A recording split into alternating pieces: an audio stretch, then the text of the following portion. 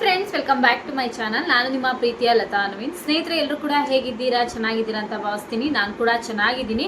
ಸ್ನೇಹಿತರೆ, ಇವತ್ತು ನಾನು ನಿಮಗೆ ತಿಳಿಸ್ಕೊಡ್ತಿರುವಂಥ ವಿಚಾರ ಏನು ಅಂದರೆ ವೆಯ್ಟ್ ಲಾಸ್ ಬಗ್ಗೆ. ತುಂಬ ಜನ ಕಮೆಂಟ್ ಮಾಡಿದ್ವಿ, ಹಾಗೆ ಪರ್ಸ್ನಲ್ ಆಗು ಕೂಡ ಇನ್ಸ್ಟಾಗ್ರಾಮಲ್ಲೂ ಕೂಡ ತುಂಬ ಜನ ಕೇಳ್ತಾ ಇದ್ರಿ ನಿಮ್ಮ ವೆಯ್ಟ್ ಲಾಸ್ ಜರ್ನಿಯನ್ನು ಹೇಳಿ ಅಂತ. ಸೊ ಇಲ್ಲಿ ನಾನು ಮಹಿಳೆಯರಿಗೆ ಹಾಗೆ ಪುರುಷರಿಗೆ ಅಂತ ಏನಿಲ್ಲ, ಸಪ್ರೇಟಾಗಿ ಏನು ಹೇಳ್ತಾ ಇಲ್ಲ. ಸೊ ನಾನು ಮಾಡಿರುವಂತಹ ಒಂದು ವೆಯ್ಟ್ ಲಾಸ್ ಜರ್ನಿಯನ್ನು ನಿಮ್ಮ ಜೊತೆ ನಾನು ಶೇರ್ ಮಾಡ್ಕೊತೀನಿ. ನೀವು ಮುಂಚೆನೇ ನೀವು ಈಗ ಆಲ್ರೆಡಿ ತಮ್ಮೇಲಲ್ಲಿ ನೋಡಿರ್ತೀರ ನನ್ನ ಬಿಫೋರ್ ಫೋಟೋ ಹೇಗಿದೆ, ಈಗ ಆಫ್ಟರ್ ಹೇಗಿದ್ದೀನಿ ಅಂತ ಹೇಳ್ಬಿಟ್ಟು ನೀವೆಲ್ಲರೂ ಕೂಡ ಗಮನಿಸಿರ್ತೀರಾ. ಸೊ ಮತ್ತು ಬಿಫೋರ್ ಆಫ್ಟರ್ಗೆ ಯಾವ ರೀತಿಯಾಗಿ ಡಿಫ್ರೆನ್ಸ್ ಇದೆ, ನಾನು ಯಾವುದೇ ರೀತಿಯಾಗಿ ಶೇಕನ್ನು ಕುಡಿದು ಅಥವಾ ಜಿಮ್ಗೆ ಹೋಗಿ ಯಾವುದೇ ರೀತಿ ನಾನು ವರ್ಕೌಟನ್ನು ಮಾಡಿ ಅಂದರೆ ಮನೇಲೇ ಎಕ್ಸಸೈಸನ್ನು ಮಾಡಿದ್ದೀನಿ ಬಿಟ್ಟರೆ ಯಾವುದೇ ರೀತಿ ಜಿಮ್ಗೆ ಹೋಗೋದಂಥದ್ದು ಅಥವಾ ಶೇಕ್ಗಳನ್ನು ಕುಡಿದ್ಬಿಟ್ಟು ಯಾವುದೇ ರೀತಿಯಾಗಿ ನಾನು ನನ್ನ ಬಾಡಿಯನ್ನು ಟ್ರಾನ್ಸ್ಲೇಟ್ ಮಾಡ್ಕೊಂಡಿಲ್ಲ. ಸೊ ನಾನು ಮನೆಯಲ್ಲೇ ಮಾಡುವಂತಹ ಅಡುಗೆಗಳನ್ನು ಊಟ ಮಾಡಿ ಸೊ ನನ್ನ ಓನ್ ಎಕ್ಸ್ಪೀರಿಯನ್ಸಿಂದ ನಾನು ಸಣ್ಣ ಆಗಿರುವಂಥದ್ದು.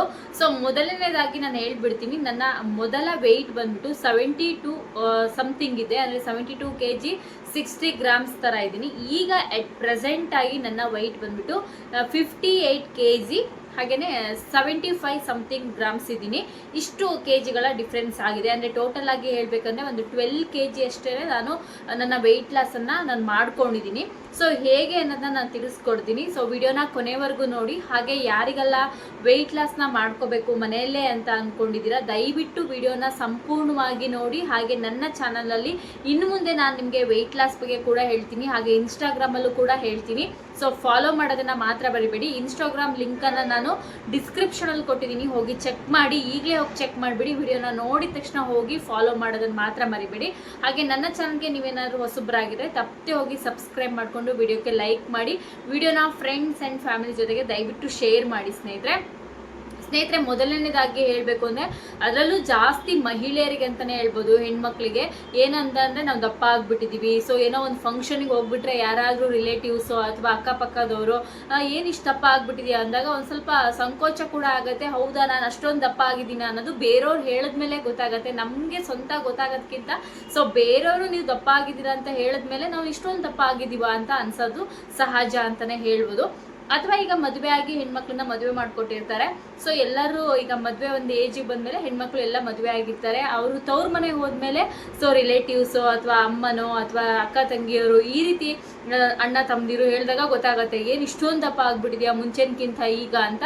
ಹೌದು, ನಾನು ಇಷ್ಟು ದಪ್ಪ ಆಗ್ಬಿಟ್ಟಿದ್ದೀನ, ನಾನು ಸಣ್ಣ ಆಗಬೇಕಲ್ಲ ಅಂತ ಹೇಳಿ ಡಿಸೈಡ್ ಮಾಡ್ತೀವಿ. ಅವಾಗ ಏನು ಮಾಡ್ತೀವಿ, ಊರಿಗೆ ಬಂದಮೇಲೋ ಅಥವಾ ಅಮ್ಮನ ಮನೇಲಿದ್ದಾಗಲೂ ಏನು ಮಾಡ್ತೀವಿ, ಸಣ್ಣ ಆಗಿಬಿಡೋಣ, ಈ ಒಂದು ವಾರ ಟ್ರೈ ಮಾಡೋಣ ಅಂತ ಹೇಳ್ಬಿಟ್ಟು ಸೊ ನಾವೇನು ಮಾಡ್ತೀವಿ, ಒಂದು ವಾರ ಏನು ತಿಂದೇನೆ ಉಂದೇನೆ ಹಾಗೇ ಇದ್ಬಿಟ್ಟು ಡಯಟ್ ಮಾಡೋಕ್ಕೆ ಹೋಗ್ತೀವಿ. ಆ ರೀತಿ ಮಾಡೋದು ನಾವು ಫಸ್ಟ್ ತಪ್ಪು. ಆ ರೀತಿ ಅಂತೂ ನಾವು ಯಾವುದೇ ರೀತಿಯಾಗಿ ಸಣ್ಣ ಆಗ್ಲಿಕ್ಕೆ ಹೋಗ್ಬಾರ್ದು.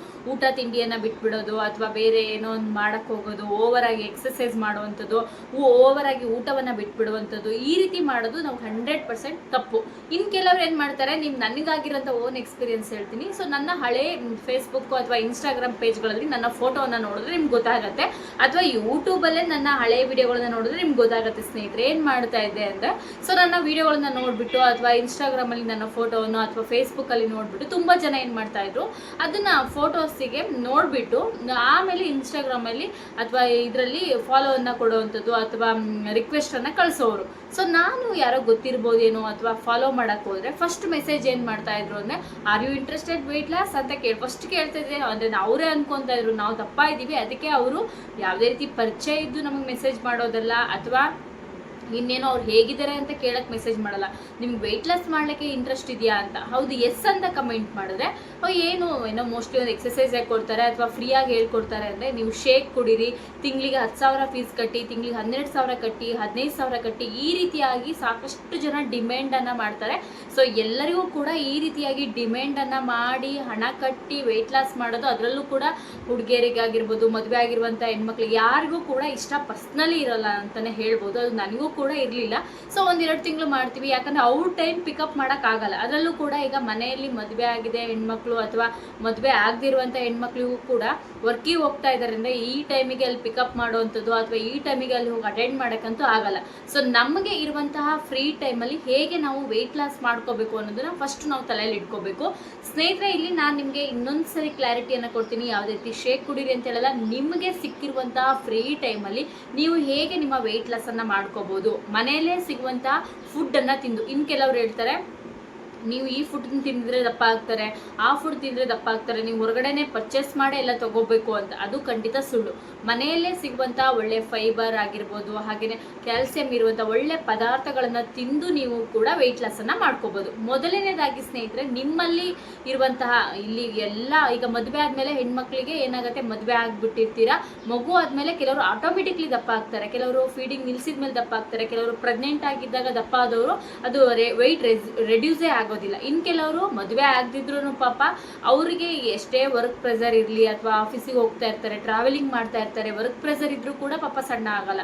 ಸೊ ಈ ರೀತಿ ಮದುವೆ ಆದವ್ರು ಮಾತ್ರ ದಪ್ಪ ಆಗ್ತಾರೆ ಅಂತ ಹೇಳಲ್ಲ, ಮದುವೆ ಆಗದಿದ್ದವರು ಕೂಡ ದಪ್ಪ ಆಗ್ತಾರೆ ಎಷ್ಟೋ ಜನ ಹೆಣ್ಮಕ್ಳು. ಸೊ ಹೇಗೆ ವೆಯ್ಟ್ ಕಮ್ಮಿ ಮಾಡೋದು ಅನ್ನೋದ್ರೆ ಯೋಚನೆ ಆಗಿರೋದ್ರೆ ತಲೆ ಒಳಗೆ ಹುಳ ಬಿಟ್ಟಂಗೆ ಆಗುತ್ತೆ. ಯಾವ್ದಾದ್ರು ಫಂಕ್ಷನಿಗೆ ಹೋದಾಗ ಅದರಲ್ಲೂ ಕೂಡ ಯಾರಾದರೂ ಹೇಳಿದಾಗ ನಮ್ಗೆ ಇಷ್ಟು ದಪ್ಪ ಆಗ್ಬಿಟ್ಟಿದೀವ, ನಾವು ಸಣ್ಣ ಆಗಬೇಕು ಅನ್ನೋ ಜೋಶ್ ಒಂದೇ ಸರಿ ಬರುತ್ತೆ, ಆಮೇಲೆ ಆ ಇಂಟ್ರೆಸ್ಟೇ ಹೊರಟೋಗುತ್ತೆ ಅಂತಲೇ ಹೇಳ್ಬೋದು. ಸ್ನೇಹಿತರೆ, ನಾನು ಮೊದಲನೇದಾಗಿ ಹೇಳ್ತೀನಿ, ನನ್ನ ವೆಯ್ಟು ಮುಂಚೆ ಇದ್ದಿದ್ದು 72.60 kg ಸಮಥಿಂಗ್ ಇತ್ತು. ನೀವು ನೋಡ್ಬೋದು, ನಾನು ಹಳೆ ಬಿಫೋರ್ ಫೋಟೋನ ನಾನು ತಮ್ಮೇಲಲ್ಲಿ ಹಾಕಿರ್ತೀನಿ, ಆದರೆ ಇಲ್ಲೂ ಕೂಡ ಅಟ್ಯಾಚ್ ಮಾಡಿರ್ತೀನಿ. ಹಾಗೆ ಪ್ರೆಸೆಂಟ್ ಆಗಿರೋದು 58 something kg, 58 to 75 gram something ಇದ್ದೀನಿ. ಸೊ ನೀವು ಯಾರೆಲ್ಲ ವೆಯ್ಟ್ ಲಾಸ್ ಮಾಡಬೇಕು ಅಂತಿದ್ದೀರಿ, ಮೊದಲನೇದಾಗಿ ಒಂದು ವೆಯ್ಟಿಂಗ್ ಮಿಷನನ್ನು ತಗೊಳ್ಳಿ. ಸೊ ವೆಯ್ಟಿಂಗ್ ಮಿಷನ್ ಅಂದರೆ ನೀವು 2,000 ರೂಪಾಯಿ ಕೊಟ್ಟು ತೊಗೋಬೇಕು ಅಥವಾ 3,000 ರೂಪಾಯಿ ಕೊಟ್ಟು ತೊಗೋಬೇಕು ಅಂತ ಖಂಡಿತ ಅಂದ್ಕೋಬೇಡಿ. ಸೊ ನಿಮ್ಮ ಈಗ 300 ರುಪೀಸಿಗೆಲ್ಲ ವೆಯ್ಟಿಂಗ್ ಮಿಷನ್ ಸಿಗುತ್ತೆ. ಯಾರಿಗಾರು ಇಂಟ್ರೆಸ್ಟ್ ಇದ್ದರೆ ಲಿಂಕ್ ಅಂತ ಕಮೆಂಟ್ ಮಾಡಿ, ನಾನು ಆ ಲಿಂಕನ್ನು ಕಳಿಸ್ತೀನಿ. 300-400 ರುಪೀಸಿಗೆಲ್ಲ ಅಮೆಝಾನು, ಫ್ಲಿಪ್ಕಾರ್ಟು ಎಲ್ಲ ಕಡೆಯಲ್ಲೂ ಸಿಗುತ್ತೆ ವೆಯ್ಟಿಂಗ್ ಮಿಷನು. ನಮಗೇನು ವೆಯ್ಟಿಂಗ್ ಮಿಷನ್ ಇನ್ನೊಂದು 5 ವರ್ಷ 10 ವರ್ಷ ಬಾಳಿಕೆ ಬರಬೇಕು ಅಂತಿಲ್ಲ. ನಮ್ಮ ವೆಯ್ಟ್ ಲಾಸ್ ಕಮ್ಮಿ ಆಗೋ ತನಕ ಬಾಳಿಕೆ ಬಂದರೆ ಸಾಕು. ಸೊ ನಾನೊಂದು ಇಯರ್ ಬ್ಯಾಕ್ ತೊಗೊಂಡಿದ್ದೆ, 300 ರುಪೀಸ್ ಕೊಟ್ಟು ತೊಗೊಂಡಿದ್ದೆ. ಬಟ್ 1 ಇಯರ್ ಆದಮೇಲೆ ನಾನು ತೊಗೊಂಡಿದ್ದೆ, ಬಟ್ ವೆಯ್ಟ್ ಲಾಸ್ ಮಾಡಿದ್ರು ಈಗ.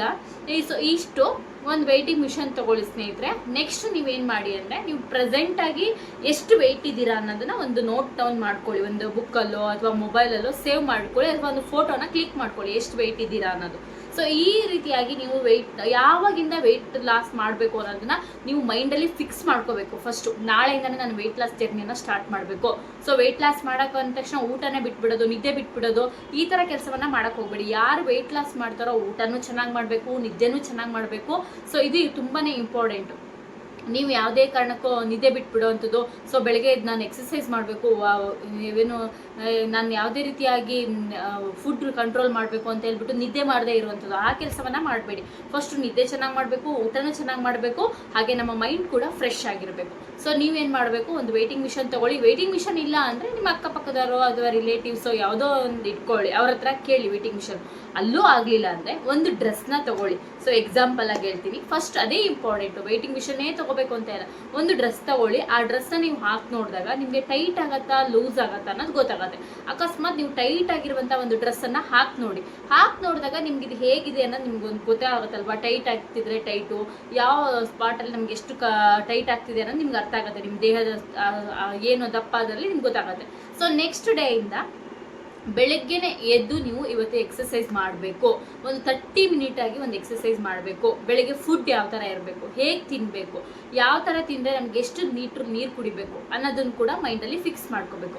ಸೊ ನಿಮಗೆ ನಾನು ಇವತ್ತಿಂದ ಏನು ಹೇಳ್ತಾ ಇದ್ದೀನಿ, ಯಾರಿಗಾದರೂ ವೆಯ್ಟ್ ಲಾಸ್ ಮಾಡೋಕ್ಕೆ ಇಷ್ಟ ಇದ್ದರೆ ಸೊ ಇವತ್ತಿಂದ ನೀವು ಮೈಂಡಲ್ಲಿ ಫಿಕ್ಸ್ ಮಾಡ್ಕೊಳ್ಳಿ. ಸೊ ನಾಳೆಯಿಂದನೇ ನಾನು ವಿಡಿಯೋನ ಶೇರ್ ಮಾಡ್ತಾ ಹೋಗ್ತೀನಿ, ಯಾವ ರೀತಿಯಾಗಿ ನೀವು ಫುಡ್ ತಿನ್ನಬೇಕು. ಮನೆಯಲ್ಲೇ ಸಿಗೋವಂಥ ಫುಡ್ಡು ನಾನು ಹೇಳ್ತಾ ಇರೋ ಸ್ನೇಹಿತರೆ, ಮತ್ತು ಹೊರಗಡೆಯಿಂದ ಸಿಗೋವಂಥ ಫುಡ್ಡನ್ನ ನಾನು ನಿಮಗೋಸ್ಕರ ತಂದು ಮಾಡಿ ತೋರಿಸಿ ಅದನ್ನು ಸುಳ್ಳು ಮಾಡೋಕ್ಕೆ ಹೋಗಲ್ಲ. ಸೊ ಮನೆಯಲ್ಲೇ ಸಿಗುವಂಥ ಫುಡ್ಡನ್ನು ತಿಂದು ಹೇಗೆ ವೆಯ್ಟ್ ಲಾಸ್ ಮಾಡಬೇಕು ಅಂತ ನಾನು ಹೇಳ್ತೀನಿ. ಸೊ ನಿಮ್ಗೆ ಏನಾದ್ರು ಇಂಟ್ರೆಸ್ಟ್ ಇದ್ದರೆ ನಾನು ಅದನ್ನು ಮುಂದಿನ ವಿಡಿಯೋದಲ್ಲಿ ನಾಳೆಯಿಂದ ಶೇರ್ ಮಾಡ್ತಾ ಹೋಗ್ತೀನಿ. ಪ್ರತಿಯೊಬ್ಬರು ಕೂಡ ಸೊ ವೆಯ್ಟ್ ಲಾಸ್ ಮಾಡೋಕ್ಕೆ ರೆಡಿ ಇರೋರೆಲ್ಲರೂ ಕೂಡ ನೀವು ಒಂದು ಜಾಯಿನ್ ಆಗಬೇಕು ಅಂತ ಇದ್ದರೆ ಡೆಫಿನೆಟ್ಲಿ ಆಗಿ ಸಬ್ಸ್ಕ್ರೈಬ್ ಮಾಡಿಕೊಂಡು ಎಸ್ ಅಂತ ಕಮೆಂಟ್ ಮಾಡಿ. ನಾಳೆ ವಿಡಿಯೋದಲ್ಲಿ ಅದನ್ನೆಲ್ಲ ಶೇರ್ ಮಾಡ್ತಾ ಹೋಗ್ತೀನಿ. ಅದು ತುಂಬಾ ಇಂಪಾರ್ಟೆಂಟ್ ಅಂತ ಹೇಳ್ತಾ ಇವತ್ತಿನ ಈ ವಿಡಿಯೋನ ಮುಗಿಸ್ತೀನಿ. ಸೊ ವಿಡಿಯೋ ಇಷ್ಟ ಆದರೆ ಲೈಕ್ ಮಾಡಿ. ಹಾಗೆಯೇ ಮುಂದಿನ ವಿಡಿಯೋದಲ್ಲಿ ಮತ್ತೊಮ್ಮೆ ಸಿಗೋಣ. ನಿಮ್ಮೆಲ್ಲರಿಗೂ ಕೂಡ ಧನ್ಯವಾದಗಳು. ನಮಸ್ಕಾರ.